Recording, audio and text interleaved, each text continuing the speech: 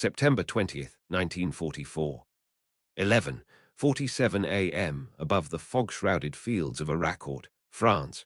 A history teacher from Illinois sits in the cockpit of an unarmed observation plane. Below him, elements of General Patton's 4th Armored Division are pinned down, surrounded by German Panther tanks. The teacher's plane weighs 1,220 pounds. The Panthers weigh 45 tons. Each tank carries an 88mm cannon that can obliterate a Sherman at 2,000 yards. The teacher's plane has no armor, no machine guns, no protection of any kind. It was designed to spot artillery positions, nothing more. It cruises at 80 miles per hour. A man on a bicycle could almost keep pace. But strapped to the wing struts of this fragile aircraft are 6 bazooka tubes. And the man flying it is about to do something that will change the way both armies view the harmless little Piper Cubs floating above the battlefield. This is the story of how a mild-mannered high school teacher became Bazooka Charlie, the most dangerous man in the sky. A man who would hunt German tanks in a machine that should never have been a weapon. And the innovation that was born not from military doctrine, but from a simple, burning frustration with watching Americans die while he could do nothing but watch. Charles Carpenter was born in 1912 in the small farming town of Edgington, Illinois.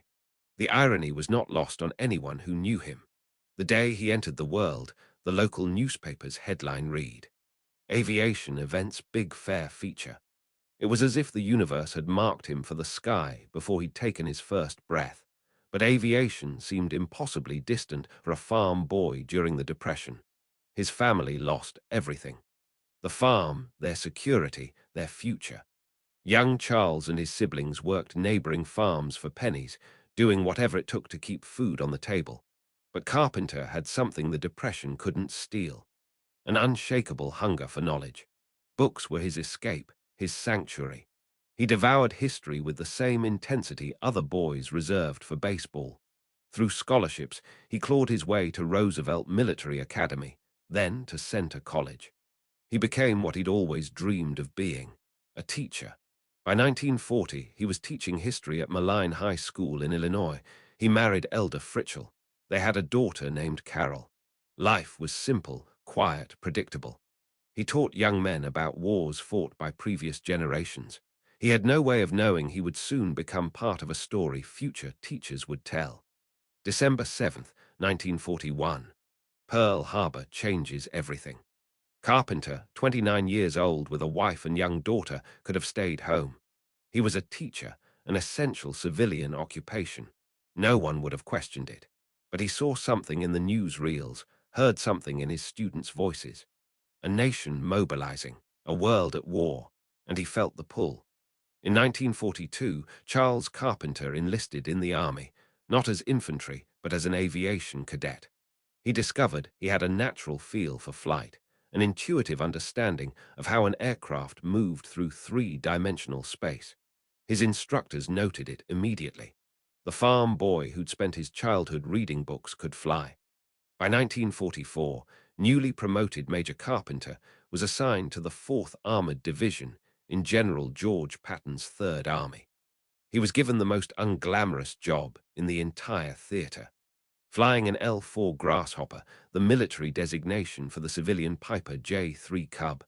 His mission was simple: fly low and slow over the battlefield, spot enemy positions, radio coordinates to artillery batteries, watch the shells land, adjust fire, repeat. He was a human telescope, nothing more. The L-4 was perfect for the role. With a top speed of 85 miles per hour and a stall speed of just 38, it could loiter over the battlefield for hours. Its high wing gave excellent visibility. It could take off from a dirt road and land in a farmer's field. It was reliable, simple, nearly impossible to break. But it was also completely defenseless. No armor, no guns. Just fabric stretched over a steel tube frame. A rifle bullet could pass straight through both sides without even slowing down. The only protection a pilot had was the enemy's contempt. German forces didn't waste ammunition on Cubs. Why bother? They were unarmed scouts, annoying but harmless. Shooting at them just gave away your position and brought down artillery fire. So the Cubs flew unmolested, and their pilots watched the war from above, protected only by their irrelevance. By September 1944, Patton's Third Army had punched across France with stunning speed. They'd broken out of Normandy, driven through the hedgerows, liberated Paris, and were now racing toward the German border. The 4th Armored Division was Patton's tip of the spear. Fast, aggressive, and deep behind what remained of German lines. On September 13th, they crossed the Moselle River and pushed east toward the town of Arracourt. Intelligence reports were optimistic. The Germans were broken, retreating in disorder. Victory was weeks away, maybe days. The intelligence was catastrophically wrong. What Patton didn't know was that Hitler had assembled a counterattack force. General Haas, von Manteuffel's 5th Panzer Army, 262 tanks and assault guns, including the dreaded Panther. With its sloped armor and long-barreled 75 gun, the Panther was technologically superior to anything the Americans fielded. It could kill a Sherman from distances the Sherman couldn't even shoot back. The German plan was simple. Smash into the overextended American spearhead, cut it off, destroy it, and throw Patton's entire advance into chaos. September 18th. The attack begins. At dawn, heavy fog blankets the Arracourt Valley. Perfect for the Germans, disastrous for the Americans. U.S. fighter bombers can't see through it. Artillery observers can't spot targets. And Combat Command A, the lead element of the 4th Armored, suddenly finds itself fighting blind against an enemy they didn't know was there. Major Charles Carpenter climbs into his L4 at first light. His mission is routine. Fly over CCA's positions, look for enemy movement, relay what he sees. His plane bears a name painted on its nose. Rosie the Rocketer, a play on Rosie the Riveter, the iconic image of American women working in the war factories back home. But on this morning, Rosie is still just a scout plane. Carpenter takes off, climbs to 1,500 feet, and banks toward the sound of gunfire. Through gaps in the fog, he sees hell unfolding. German tanks, dozens of them, are tearing through American positions. Shermans are burning. Infantry is scattering. A support column is cut off, surrounded, pinned down by Panther tanks firing from a tree line. He radios the coordinates.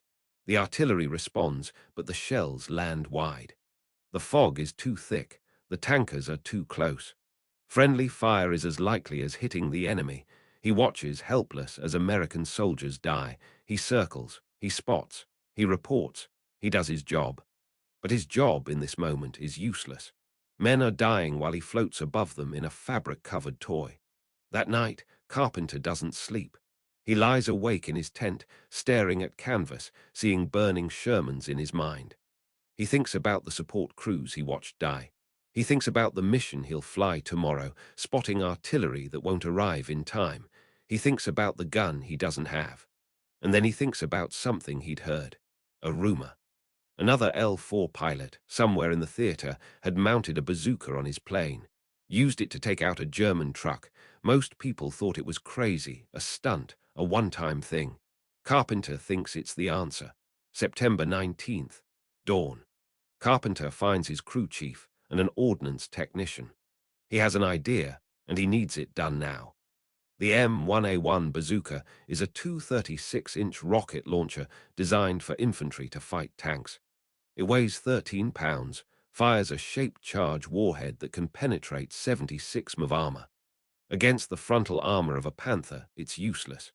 But against the top of a tank, the thinner armor protecting the engine deck and turret roof, it can be lethal. The crew chief is skeptical. The L4's maximum cargo capacity is 232 pounds, assuming a 150-pound pilot and no radio. Carpenter is heavier than 150. Bazookas weigh 13 pounds each. The rockets weigh another pound apiece. Every extra pound means less maneuverability, less speed, less altitude. But Carpenter doesn't care about textbook performance. He cares about killing tanks. They bolt 2 bazooka tubes to the struts beneath the wings, one on each side, angled upward at 20 degrees. They wire an electrical firing system to the cockpit, jury-rigged switches that let him fire each tube independently. The rockets are armed and loaded. Carpenter climbs in, runs up the engine, and takes off. The plane is sluggish, heavy, wallowing through the air like a drunk duck, but it flies, and it has fangs. Around noon, the fog begins to lift. Carpenter is airborne when he spots it. A German armored car, part of a reconnaissance screen, moving along a road south of Arracourt. He banks toward it, his heart hammering. He's never attacked anything before. He's a teacher, an observer, not a fighter pilot. But he's also watching Americans die, and he has rockets under his wings. He lines up his approach. The armored car is moving at maybe 20 miles per hour. He's diving at 100. The angle has to be perfect. Too steep and he'll crash. Too shallow and the rockets will miss. The Germans see him. They don't fire. They don't even take cover. It's just a cub. Carpenter closes to 300 feet. His thumb hovers over the switch. 200 feet. The armored car fills his windscreen. 100 feet. He presses the switch. The bazooka fires with a sharp crack and a burst of smoke.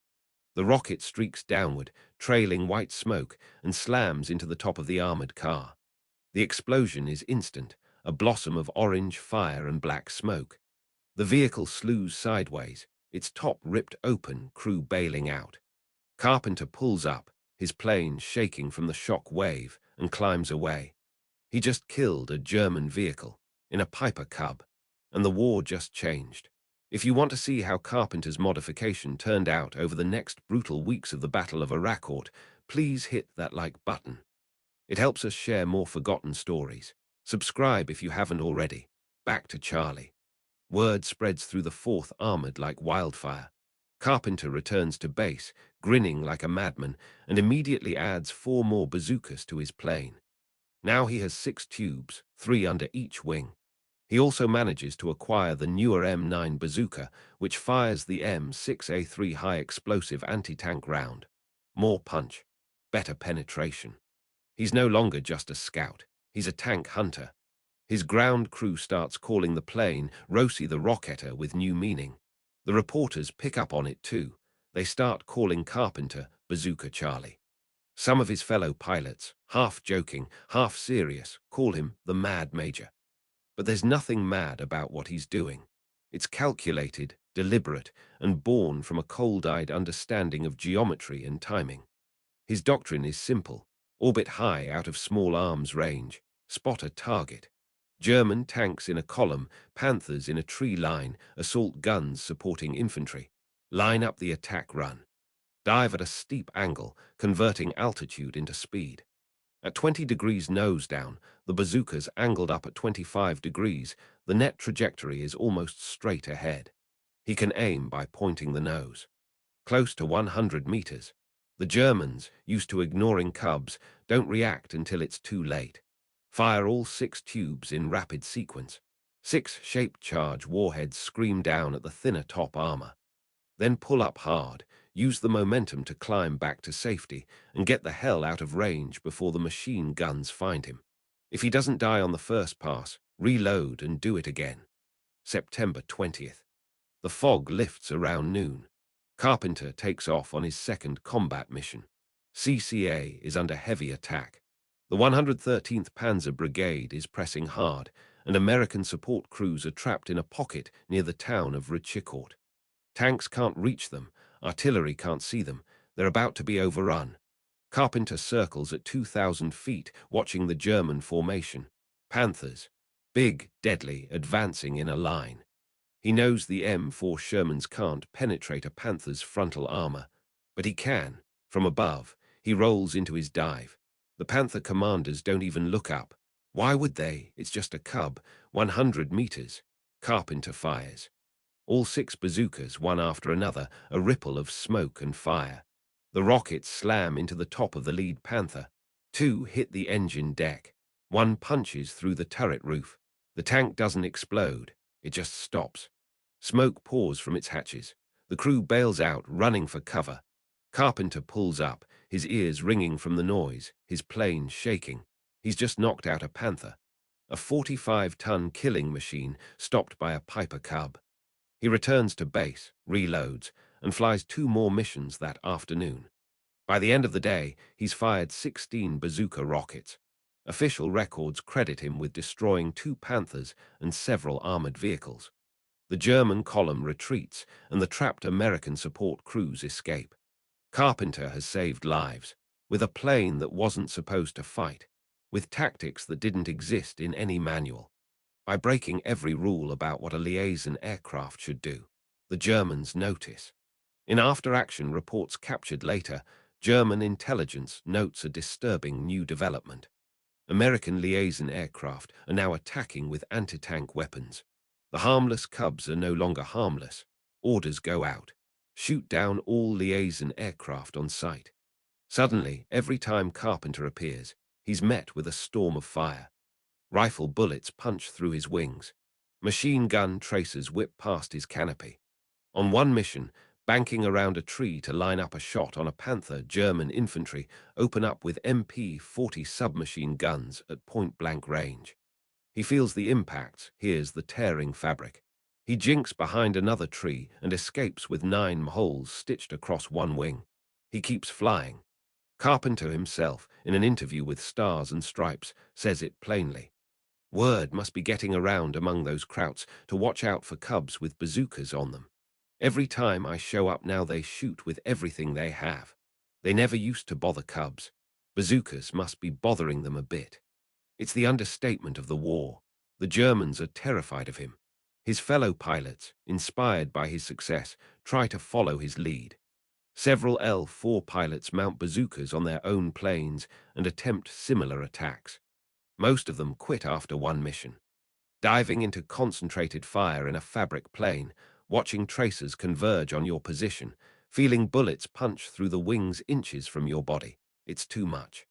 Press reports at the time note dryly that other pilots found that driving their frail aircraft into a hail of German small arms fire was extremely unhealthy and returned to observation duties. But Carpenter doesn't quit. If anything, he gets more aggressive. By September 25th, the Battle of Arracourt is reaching its climax. The weather clears. The fog lifts permanently. And now the full weight of American air power joins the fight. P-47 Thunderbolts from the XIX Tactical Air Command roar overhead, bombing and strafing German columns. The coordination between CCA and the fighter bombers is devastating. Ground controllers, watching from Shermans and observation posts, call in strikes on specific targets. The P-47s obliterate them. In a single afternoon, fighter bombers destroy or damage 73 German tanks. Combined with the losses from ground combat and Carpenter's unorthodox attacks, the 5th Panzer Army is bleeding out. Of the 262 tanks and assault guns they started with, only 62 are still operational. The Americans, by contrast, have lost 48 tanks and tank destroyers. It's a massacre. On September 29th, the Germans attempt one final attack. It's a desperate, disorganized push that collapses almost immediately. Carpenter is in the air, hunting. He spots a German column retreating through a village. He dives, fires his bazookas, and watches 2 more vehicles burn. Then, something extraordinary happens. After his attack run, low on fuel, he lands in a field to check the results. He climbs out of his plane, still holding his flight helmet, and walks toward the burning wreckage. 6 German soldiers emerge from a ditch, hands raised, surrendering. Carpenter, unarmed except for a discarded rifle he picks up from the ground, captures them. A liaison pilot, on foot, taking prisoners. It's the most Patton's Third Army thing imaginable. When the Battle of Arracourt ends, the numbers tell the story. The Germans lost 118 Panthers, 101 Panzer IVs, and 122 assault guns. The Americans lost 151 Shermans, 49 light tanks, and several dozen tank destroyers. It was the largest tank battle on the Western Front until the Battle of the Bulge. And woven through it, like a thread of controlled insanity, was one man in a Piper Cub with bazookas. Official records credit Carpenter with 6 confirmed tank kills, 2 Tigers, 4 Panthers, and several armored cars. Eyewitness accounts put his actual number much higher, perhaps as many as 14 tanks disabled or destroyed. But the numbers don't capture the real impact. He forced the Germans to change their entire approach to liaison aircraft. He proved that innovation could come from anywhere, even from a mild-mannered history teacher who just wanted to stop watching his friends die. And he inspired a legend that would spread through both armies. Carpenter gave dozens of interviews, to Stars and Stripes, to the Associated Press, to Popular Science, to Liberty magazine. The press ate it up. America, war-weary and hungry for heroes, fell in love with Bazooka Charlie, the man who hunted tigers in a Piper Cub. But in every interview, Carpenter was clear about his philosophy. "Some people around here think I'm nuts," he told one reporter. "But I just believe that if we're going to fight a war, we have to get on with it 60 minutes an hour and 24 hours a day." In another interview, he added, "My idea of fighting a war is to attack, and then attack again." It wasn't bravado, it was doctrine, born from watching men die, refined through combat, proven by results. Other pilots tried to emulate him. A few succeeded. Most didn't have the nerve, the skill, or Carpenter's peculiar combination of patience and aggression. He understood something most pilots didn't. The L-4 was a terrible fighter plane, slow, fragile, defenseless. But in the right hands, used in the right way, it could be a scalpel, precise, deadly, unexpected. The Germans never adapted. Every time they saw a Cub, they now shot at it with everything they had, which meant Carpenter's mere presence drew fire, revealing German positions, allowing artillery and air strikes to follow. He became a weapon in multiple ways. A direct threat with his bazookas, an indirect threat by drawing fire, a psychological weapon that forced the enemy to waste ammunition and expose themselves. For his actions during the war, Carpenter was promoted to lieutenant colonel. He was awarded the Silver Star, the Bronze Star with Oak Leaf Cluster, and the Air Medal with Oak Leaf Cluster. He became one of the most decorated liaison pilots in the European theater. But decorations don't tell the full story. The mechanics who worked on his plane counted the bullet holes after every mission. Sometimes a dozen, sometimes more. His wings were patched so many times they looked like quilts. The fabric was torn, resewn, patched with fabric ripped from other planes. The plane should have been scrapped 5 times over, but Carpenter kept flying it. Rosie the Rocketer, shot full of holes, held together by determination and baling wire, kept bringing him home. Then, in late 1944, Carpenter started feeling sick. Fatigue, weight loss, night sweats. He ignored it. There was still a war to fight. But by early 1945, he couldn't ignore it anymore. The diagnosis came down like a sentence. Hodgkin's disease, lymphoma. The doctors gave him 2 years to live, maybe less. In 1946, Charles Carpenter was honorably discharged from the U.S. Army. He returned to Urbana, Illinois, and did what he'd always done. He taught history. He went back to the classroom, back to his students, back to the quiet life he'd left behind. He never complained, never sought attention. He ran a boys' camp in the Ozarks during the summers, teaching outdoor skills and building character, just as he'd done before the war. The students who sat in his classroom in the late 1940s and 1950s had no idea. The quiet man teaching them about World War II had been one of its most innovative warriors. A man who changed aerial warfare by strapping rockets to a Piper Cub and diving into hell. The doctors were wrong about the 2 years. Carpenter lived for 20 more. He taught, he coached, he lived a full life. But the cancer never left. In 1966, at the age of 53, Charles Bazooka Charlie Carpenter died.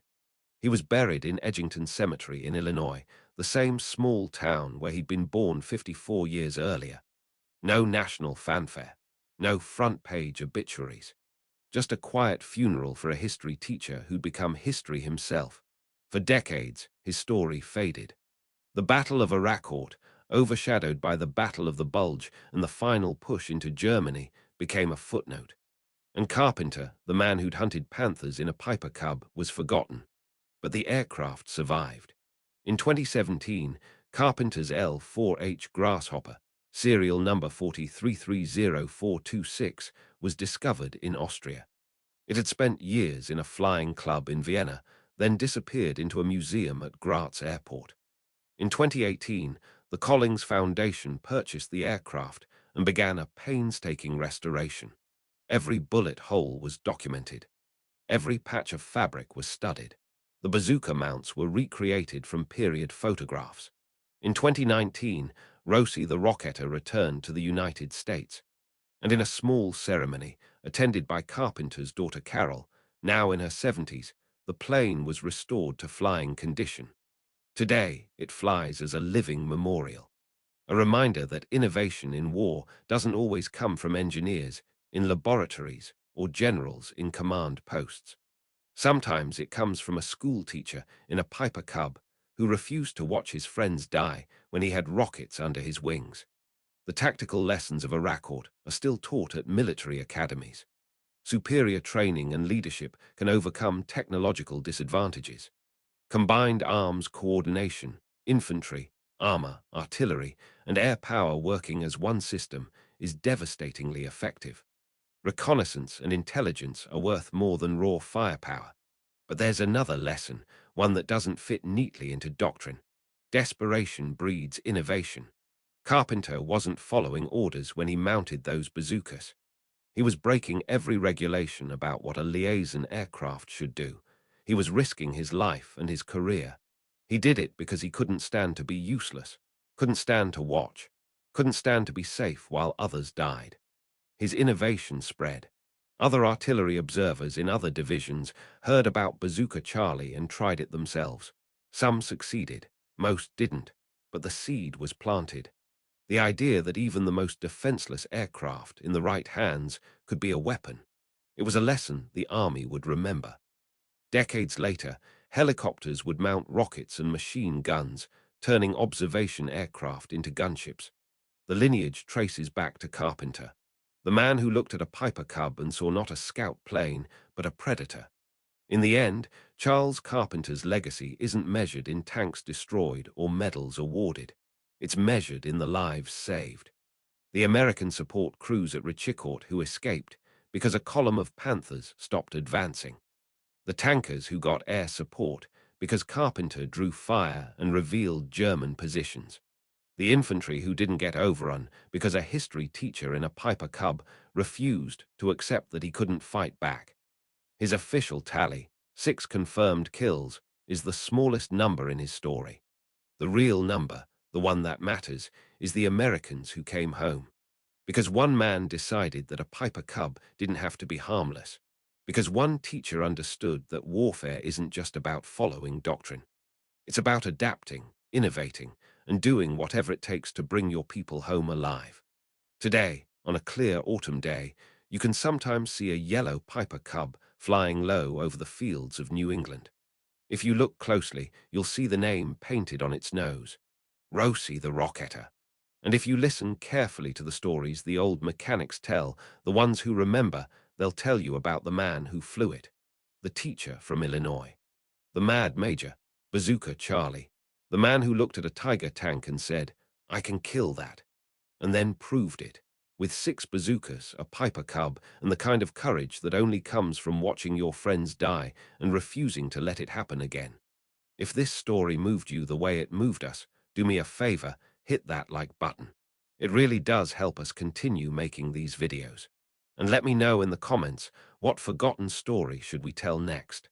There are so many men and women who did extraordinary things, broke the rules, saved lives, and then just went home and never talked about it.